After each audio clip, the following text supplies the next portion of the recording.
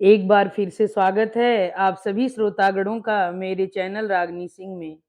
आइए सुनते हैं मालती जोशी जी की लिखी कहानी सांस सांस पर पहरा बैठा।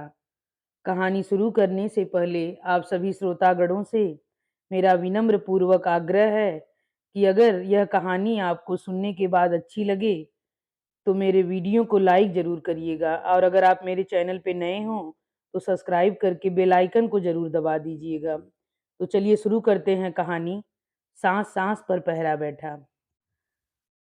मिसेज प्रसाद बोल रही हैं? हाँ, आप कौन? मैं मिसेज सरन बोल रही हूँ, पहचाना?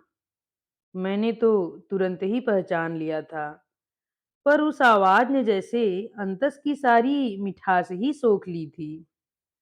अत्यंत रूखे लहजे में मैंने कहा, माफ़ कीजिएगा, ठीक से याद नहीं आ रहा। मैं मिनी की मम्मी बोल रही हूँ। इस नाम के उल्लेख से तो रहा-सहा सौजन्य भी समाप्त हो गया। मैंने पूछा, कहिए, कैसे याद किया? आपका बेटा, मेरा मतलब है डॉक्टर अजय से अपॉइंटमेंट लेना था। घर पर देख लेते हैं ना? एक बार बेटा और फिर देख तो लेते हैं ना? साफ जाहिर था, महिला काफ़ी कन्फ्यूज़ लग रही थी। मैंने उसके असमंजस का लुत्फ़ उठाते हुए कहा, वैसे घर पर देखता तो नहीं है, पर आप आ जाइए, आपको देख लेगा। दरअसल मिनी आजकल यहाँ आई हुई है, उसे ही चेकअप करवाना था। अब पीछे लौटना नामुमकिन था। मैंने एहसान सा जताते हुए कहा, आ जाइएगा, लेकिन पहले फ़ोन ज़रूर कर लें। अक्सर विजिट पर निकल जाता है। फ़ोन रखने के बाद मैं कितनी देर तक उसे घूरती हुई बैठी रही।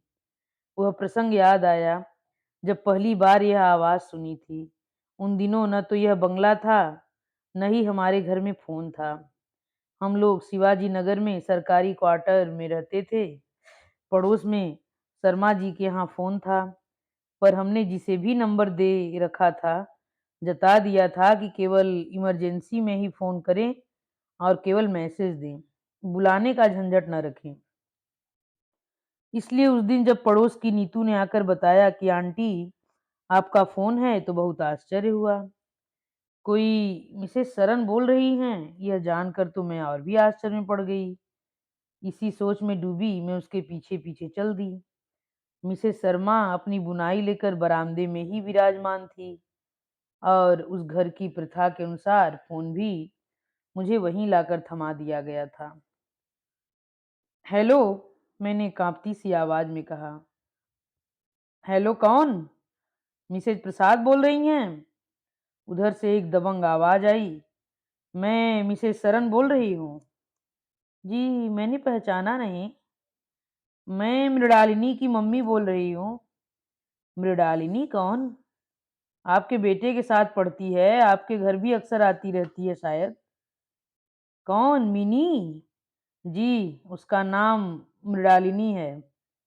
यह बात कुछ इस तरह ठोक बजाकर कही गई थी कि दोबारा मैं उसे मिनी कहने का साहस न करूं। आप बता सकती हैं आपका बेटा आज कहाँ गया है? शायद भोजपुर जाने की बात थी। कौन-कौन गया है? शायद पूरी क्लास ही गई है। मोटरसाइकिल से गया है? यहाँ से तो मोटरसाइकिल पर ही गया है। शायद बस करने की बात थी, पर बस के लिए कहाँ इकट्ठा होना है यह मुझे मालूम नहीं है। मेरी बात पूरी भी न हो पाई थी कि वहाँ से फ़ोन रख दिया गया। मुझे बहुत बुरा लगा। अपनी बात खत्म करते ही मैं फ़ोन रखने वाली थी, पर वे ही बाजी मार गईं। हताश होकर मैं पलटी तो देखा अपनी बुनाई मुलतवी करके मिसेस शर्मा फ़ोन पर कान दिए बैठी हैं। उनकी आँखों में उत्सुकता फूट पड़ रही है थी। उनके सामने कुछ तो कहना ही था। ये लड़कियाँ भी अजीब होती हैं। अरे तुम बाहर जा रही है हो तो घर पर ठीक से बताकर तो जाओ। माँ-बाप बेचारे परेशान होते हैं। मिसेस शर्मा के सामने तो मैंने अभिनय कर लिया, पर घर पहुँचने पर वह अपमान फिर से मुझे सालने लगा। कानों में वही आवाज़ गूंजने लगी। लगा जैसे मुझे कटघरे में खड़ा करके वे क्रॉस एग्जामिन कर रही हों। मैं इस कदर जली-भुनी बैठी थी कि अजय के लौटने पर उसे पानी भी नहीं पीने दिया और शुरू हो गई। वो तुम्हारी मिनी की मम्मी का फ़ोन आया था? क्या कह रही थीं? दुनिया भर के सवाल पूछ रही थीं। ये लोग कहाँ गए हैं? कैसे गए हैं? साथ में कौन-कौन है? क्या मिनी घर पर कुछ बताकर नहीं जाती? अजीब बेवकूफ़ औरत है। अजय, मैंने डपटा, तुम किसी की माँ के बारे में बात कर रहे हो? सॉरी मम्मा, पर मेरे सामने मिनी ने उन्हें सारे डिटेल्स बताए थे। कह रही थी ये 5वीं बार सब कुछ पूछा जा रहा है। तो क्या तुम उसके घर गए थे? हाँ, उसने कहा था मुझे पिकअप कर लेना। वहीं से हम लोग गर्ल्स हॉस्टल गए थे। तभी तो तभी तो उनका माथा ठनका होगा। सोचा होगा दोनों अकेले ही कहीं निकल गए हैं। पर जो कुछ भी कहना सुनना था, अपनी बेटी से कहती। मुझ पर रोब झाड़ने की क्या जरूरत थी? अपनी बेटी पर तो बस चलता नहीं, दूसरों पर धौंस जमाती हैं। इस औरत का दूसरा फोन तो और भी अप्रीतिकर था। आज भी याद आती है तो अपमान से मेरा बदन जलने लगता है। उस समय तक मिनी मेरे घर में ही नहीं, मेरे मन में भी रच बस गई थी। उसके लिए कार्डिगन बुनते-बुनते मैं बहुत महीन सपने बुनने लगी थी। अब मेरे घर में उसकी पसंद का खाना बनने लगा था। उसकी पसंद के अचार बनने लगे थे। एक दिन अजय ने शिकायत कर दी थी, मम्मा ये भुक्खड़ लड़की मेरा सारा टिफिन चट कर जाती है। तब से मैं अजय को बड़ा सा टिफिन देने लगी थी। उसमें आलू के, मेथी के, मूली के, गोभी के पराठे बदल बदल कर देती। तीज त्योहार पर उसके हिस्से की मिठाई भी रखती। बाजार जाती तो उसकी नाप की चूड़ियां ले आती या बालों में बांधने के लिए नई नई चीजें ले आती। कभी उसके लिए रुमाल का सेट ले आती या मीठी सुपारी के पैकेट्स। अपनी मनपसंद चीजें पाकर वो बच्चों की तरह किलकारी भरती और मेरी खुशी का पारावार न रहता। एक दो बार अजय ने कहा भी, मम्मा क्या तुम्हें नहीं लगता कि ये कुछ ज्यादा ही हो रहा है? फालतू फिलॉसफी बघाड़ने की जरूरत नहीं है, मैं उसे डपट देती। भगवान ने मुझे लड़की नहीं दी, वही शौक अब पूरा कर रही हूँ। बस इसमें ज्यादा और कम की क्या बात है? इस बार लेकिन जरा अति ही हो गई थी। भतीजे की शादी में मैं हैदराबाद जा रही थी तो मिनी ने हैदराबादी मोतियों की फरमाइश कर दी। मैं तो निहाल हो गई। अपने गुप्त खजाने से मैंने पैसे निकाल लिया और श्रीमान जी से छुपाकर एक प्यारा सा सेट खरीद लिया। घर लौटते ही मैंने अजय को अपनी सौगात दिखाई। उसने निर्लिप्त भाव से देखा और रख दिया। वैसे भी लड़कों को इन चीजों में कोई दिलचस्पी नहीं होती। पर मेरा उत्साह तो फूटा पड़ रहा था। मैंने कहा मिनी के लिए है। क्या? वह बुरी तरह चौंका। और क्या? तुम क्या समझते थे ये झुमके मैं पहनूंगी? मम्मा, उसने गंभीर होकर कहा, उसके लिए इतने पैसे फूकने की कोई जरूरत नहीं थी। इतने पैसे कहाँ फूके हैं? कोई बहुत महंगा थोड़ी ही है। तब तो और भी। तुम समझती नहीं हो मम्मा, वे लोग बहुत बड़े लोग हैं। तुम्हारी ये पसीने की कमाई वहां 2 कौड़ी की होकर रह जाएगी, इधर उधर फिरती फिरेगी। वह मजाक में कुछ कह देती है और तुम उसे पकड़कर बैठ जाती हो। खाने पीने तक तो ठीक है, but this is too much. मैंने कोई प्रतिवाद नहीं किया। चुपचाप वह सेट उठाकर रख दिया और अवसर की प्रतीक्षा करती रही। मुझे ज्यादा दिन नहीं रुकना पड़ा। एक दिन आकर मिनी ने मेरे पांव छुए। आंटी, आज मेरा बर्थडे है, आशीर्वाद दीजिए। मैंने तुरंत वह सेट लाकर उसके हाथों में थमा दिया। उसने डिब्बा खोलकर देखा तो उसकी आंखें हर्ष और विस्मय से भर उठीं। Oh aunty, you are so sweet, उसने कहा और फौरन मेरे ड्रेसिंग टेबल के सामने बैठकर पहनने लगी। 3 ही चीजें थीं, हार, कंगन, झुमके, पर पहनते ही जैसे उसका रूप और भी निखर आया। वह मुग्ध होकर अपना ही प्रतिबिंब निहारती रही। वह कमनीय रूप रात भर मेरी आंखों में तैरता रहा। मेरे सपनों को आनंद से सराबोर करता रहा। इतने दिनों तक पति से यह बात मैंने छुपा रखी थी, पर खुशी के आवेग में उन्हें भी सब कुछ सुना दिया। रात तो इन्होंने मुझसे कुछ नहीं कहा, पर सुबह नाश्ते के समय बोले, जया, बुरा न मानो तो एक बात कहूँ। कहिए। दरअसल तुम बहुत ज्यादा भावुक हो, इसलिए बहुत ऊंचा उड़ने लगती हो। मुझे डर लगता है किसी दिन अपने ही द्वारा चली जाओगी। किस बारे में कह रहे हैं? यही बच्चों के बारे में। देखो, वह पहले वाला जमाना तो रहा नहीं। लड़के लड़कियां आजकल निसंकोच एक दूसरे से मिलते हैं, बात करते हैं, एक दूसरे के घर जाते हैं। मेडिकल स्टूडेंट्स तो कुछ ज्यादा ही फ्री होते हैं। तो कहना यही है कि बहुत सारे सपने मत देखा करो, पछताओगी। मैंने बहस नहीं की, इच्छा ही नहीं हुई। ऐसी बातों पर कोई बहस करे भी तो क्या। हुँ, बाप बेटा दोनों मुझे सिखाने चले हैं।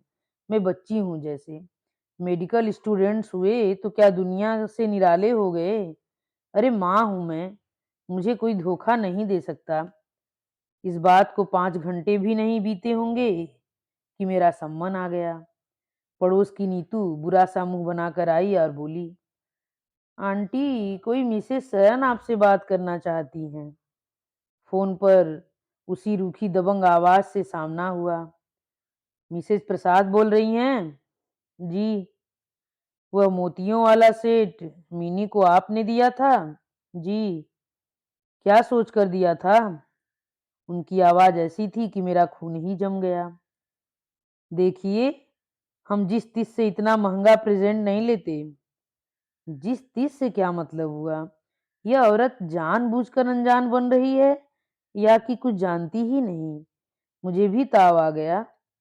मैंने भी फिर नितांत व्यावहारिक लहजे में कहा, देखिए, पहली बात तो यह है कि वह सेट बहुत महंगा नहीं है। दूसरे यह कि आपकी बेटी ने मुझसे मंगाया था।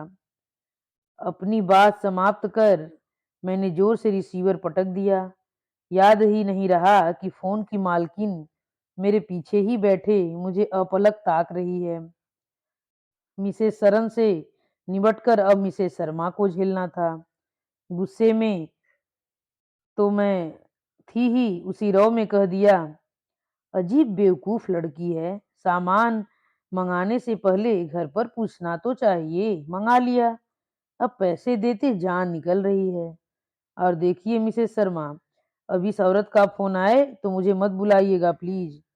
मैं कहाँ तक इनकी बिटिया की चौकीदारी करती रहूंगी। उसके बाद फोन तो नहीं आया। तीसरे दिन एक चपरासी मेरा पता ठिकाना पूछता हुआ आया। उसने एक लिफाफा मुझे पकड़ाया। देखा पूरे 1000 रुपए थे। मैंने भी 790 रुपए काट कर बची हुई राशि बिल के साथ उनके घर भेज दी। वे पैसे कितने ही दिनों तक मेरी दराज में पड़े रहे।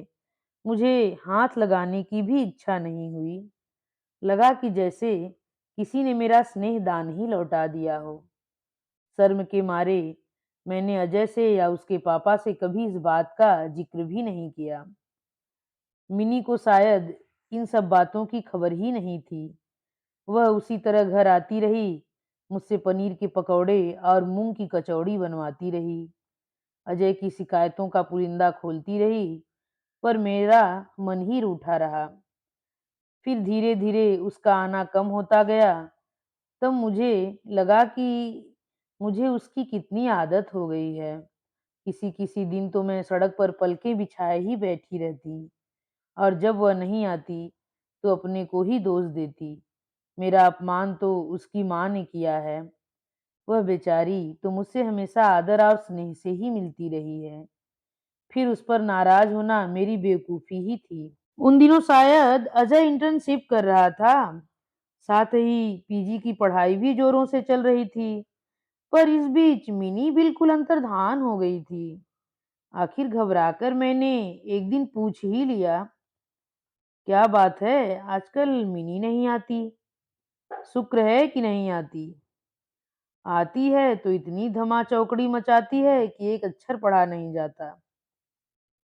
उसको तो कोई फर्क नहीं पड़ता, पर मेरी पढ़ाई तो चौपट हो जाती है। तो क्या वो परीक्षा नहीं देगी? इंटर्नशिप ही कर ले तो बहुत है। क्यों? ऐसा क्यों? उसे ज़रूरत क्या है मम्मी? उसके ससुराल वाले इतने अमीर हैं कि एक डॉक्टर उसके लिए अलग से रख सकते हैं। तो क्या उसकी शादी हो रही है? हाँ, अगले महीने। मैंने अजय की ओर देखा। उसका चेहरा एकदम सीधा सपाट था। अज्जू, क्या सचमुच? मैं पूछना चाह रही थी कि अज्जू क्या सचमुच तुम्हें बुरा नहीं लगा? तुम्हारा मन भी तुम्हारे स्वर की तरह निर्लिप्त और शांत बना हुआ है। पर पूछ नहीं सकी। मेरी अपनी ही आवाज लड़खड़ा गई। चेहरा भी जाने कैसा तो हो गया। अजय अपनी कॉपी किताब छोड़कर मेरे पास आ खड़ा हुआ। मेरी पीठ सहलाते हुए बोला, क्या बात है ममा? तुम्हारी तबीयत तो ठीक है ना? दरअसल तुम सोचती बहुत हो। अब जाकर लेट जाओ, मैं गोली दे रहा हूँ, खाकर सो जाओ। मुझे अपने ऊपर बहुत बहुत शर्म आई। लगा कि बेटा मुझसे ज्यादा समझदार है। फिर मिनी की शादी का कार्ड भी आया। खुद मिस्टर एंड मिसेज सरन देने आए थे। बेटी ने ठेल ठाल कर भेजा होगा। इस बार मिसेज सरन का मूड काफी अच्छा था। शायद अब उन्हें मुझसे या मेरे बेटे से कोई खतरा नहीं था, इसीलिए वे निश्चिंत हो गई थी। उन्होंने अजय की भूरी भूरी प्रशंसा की। हम लोगों से शादी में आने के लिए बार बार आग्रह किया। उनके निमंत्रण का मान रखने के लिए हमें शादी में जाना भी पड़ा। उस समारोह में वैभव के भव्य प्रदर्शन को देखकर मैं सहम गई। किस बूते पर मैं इस लड़की को बहू बनाने चली थी। मेरे घर में एक फोन तक नहीं है।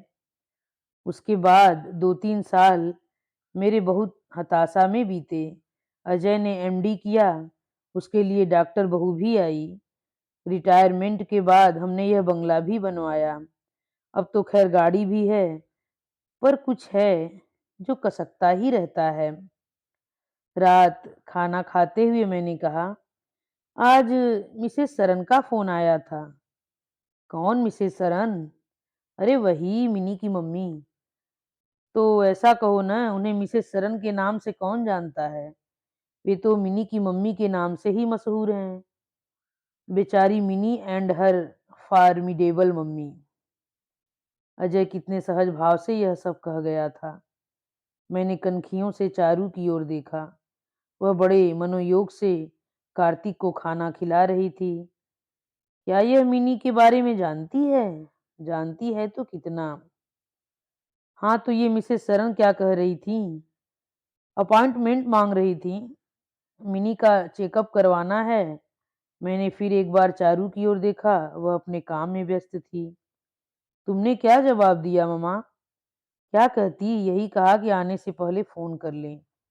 That's good. पर मिनी को यहाँ आने की क्या जरूरत पड़ गई? लोग तो यहाँ से बम्बई जाते हैं। विश्वास भी तो कोई चीज होती है।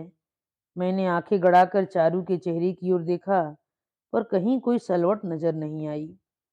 शायद उसने सहज भाव से ही यह कह दिया होगा। अजय को तो उसकी बात पर हंसी ही आ गई थी। बोला, तुम विश्वास की बात करती हो? वह बेवकूफ मुझे डॉक्टर भी मान ले तो बहुत है। अरे, अमीरों का यह भी एक शगल होता है। अपनी तबीयत का रोना लेकर डॉक्टरों के यहाँ दौड़ते रहते हैं। पैसे खर्च करने का कुछ तो बहाना मिले। जैसा कि तय हुआ था, एक दिन दोपहर 4 बजे दोनों माँ बेटी पधारी। मिनी को मैं लगभग 10 साल बाद देख रही थी। सुख और वैभव जैसे उसके शरीर से फूटा पड़ रहा था। अजय तो छूटते ही बोला, वाह, घर कैसा भरा भरा लग रहा है। पता चल रहा है कोई खाते पीते घर की महिला पधारी है। अजय, मैंने डपटा। अच्छा हुआ जो मिसेस सरन उसके व्यंग को समझ नहीं पाई।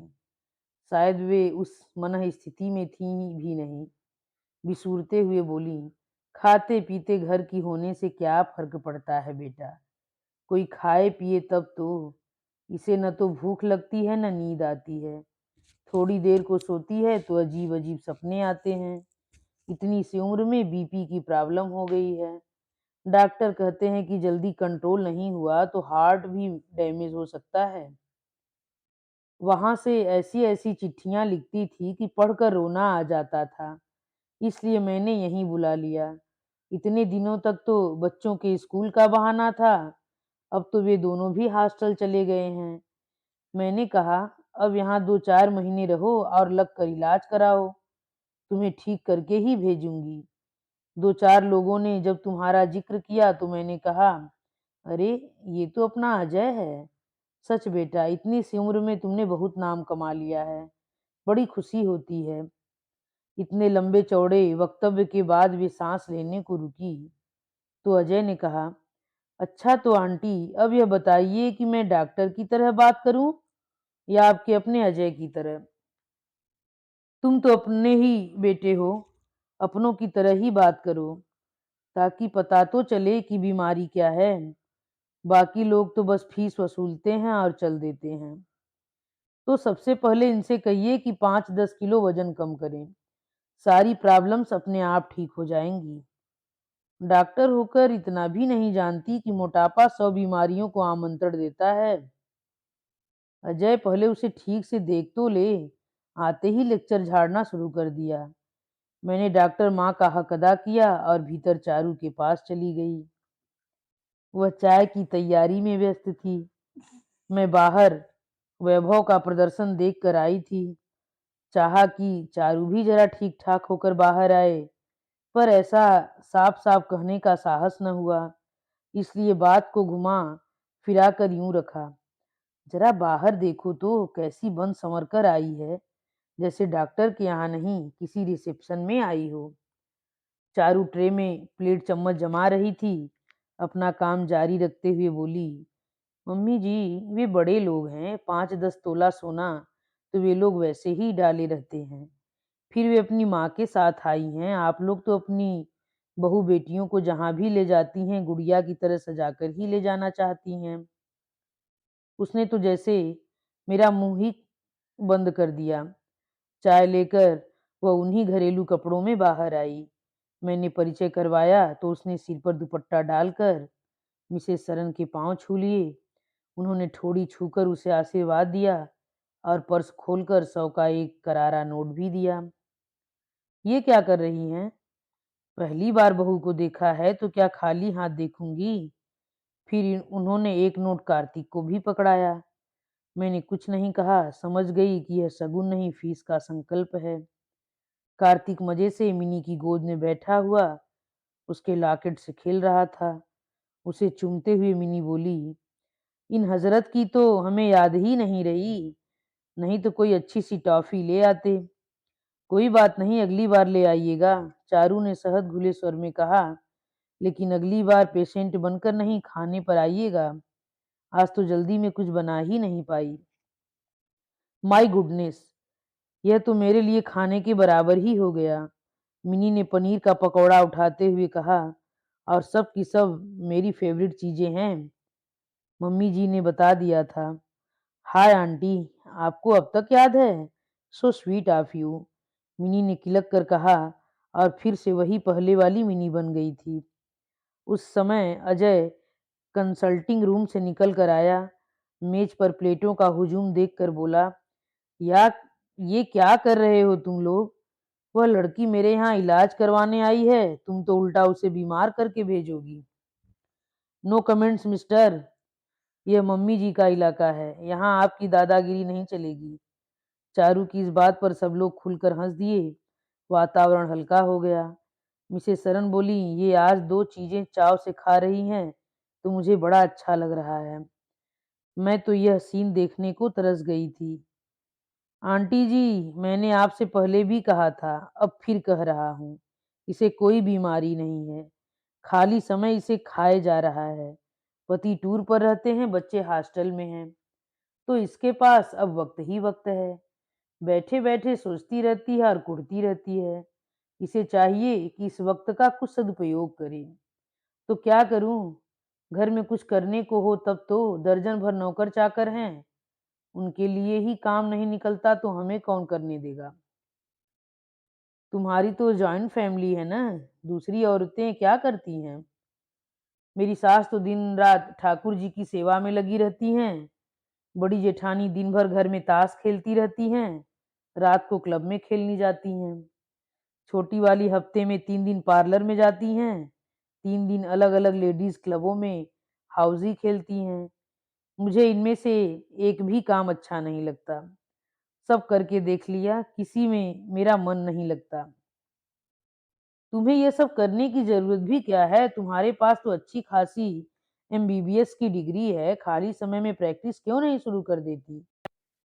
मना करते हैं, कहते हैं ज़रूरत क्या है? पैसे की ज़रूरत नहीं है, पर और भी ज़रूरतें होती हैं।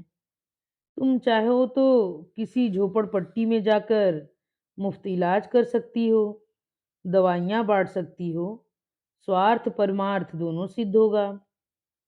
अरे! वे लोग बहुत दकियानूस हैं, झोपड़पट्टी में नहीं जाने देंगे। मिसेस सरन बोलीं, घर में गैरेज तो होगा? 3 हैं, तो जो दिन में खाली रहता हो, उसमें क्लिनिक खोल लो। अजय, हम लोग फ्लैट में रहते हैं और सोसाइटी वाले हर किसी को अहाते में नहीं आने देंगे। क्लिनिक में तो 10 तरह के लोग आएंगे, तो दूसरे मेंबर्स ऑब्जेक्शन उठाएंगे। दरअसल आजकल बम्बई में बंगलों में रहना बहुत अनसेफ हो गया है, इसलिए सब लोग फ्लैट्स में ही रहते हैं। मिनी का फ्लैट कहने भर का फ्लैट है, पूरा महल है महल। मिसेस सरन ने फौरन स्पष्टीकरण दे डाला। उन्हें डर लगा कि कहीं हम मिनी की हैसियत कम ना आंक बैठे। तो तुम पति के साथ टूर पर जाया करो, बिजनेस में हाथ बटाया करो। यह तो बिल्कुल भी संभव नहीं, कहते हैं जितने चाहे पैसे लो और चुपचाप घर में बैठो, बिजनेस में टांग मत अड़ाओ। उनकी भाभीियों की तरह मैं पैसा फेंकती रहूं तो उन्हें कोई मलाल नहीं है, पर काम करने के नाम से उन्हें चिढ़ होती है। उनसे कहो कि पढ़ी लिखी और अनपढ़ महिलाओं में कुछ तो फर्क होगा। नहीं अजय, वे सब पढ़ी लिखी हैं।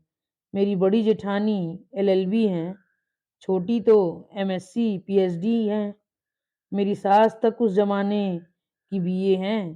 पढ़ लिख कर वे लोग इतना निष्क्रिय जीवन जी रही हैं, तो यह उनका अपना मसला है। It is their life. अपनी पढ़ाई लिखाई बर्बाद करने का उन्हें पूरा अधिकार है। पर तुम अपनी डिग्री में जंग लगने दो, यह तो जुर्म होगा। It is a social crime.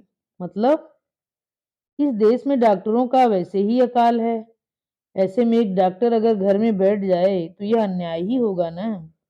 एक विद्यार्थी को डॉक्टर बनाने में शासन का कितना खर्च आता है जानती हो?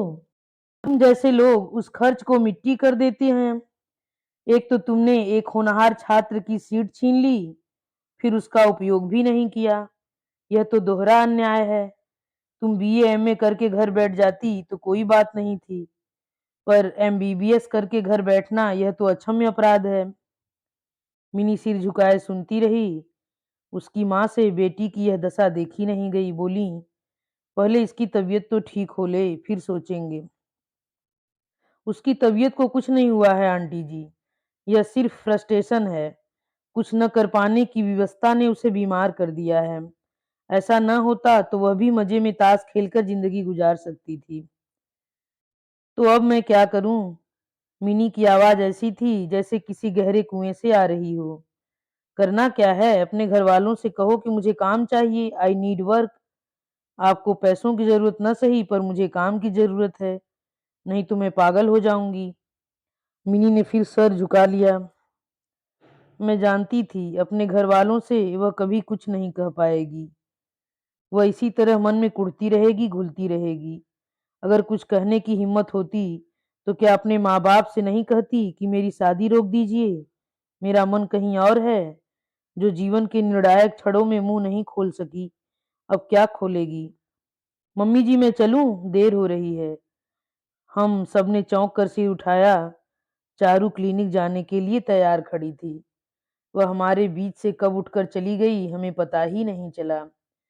अभी आधा घंटा पहले एक घरेलू सी लड़की हमारे बीच में बैठी चाय का सामान समेट रही थी, अब हमारे सामने खड़ी थी एक चुस्त दुरुस्त डॉक्टर, कलफ लगी साड़ी, गर्दन पर झूलता बड़ा सा जूड़ा, हाथों में स्टेथिस्कोप। दीदी, वह मिनी के पास जाकर बोली, हो सके तो हमें अपनी थोड़ी सी फुर्सत उधार दे दीजिए। देखिए न कैसी भागम भाग मची रहती है। 2 घड़ी आपके पास बैठ भी नहीं पाई। मिनी निर्निमेष उसे देख रही थी।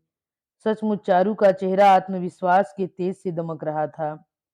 उसके सामने मिनी कितनी फीकी और असहाय लग रही थी। पहली बार मुझे अपनी बहू पर प्यार आया। लगा इन लोगों की नज़र न लग जाए कहीं।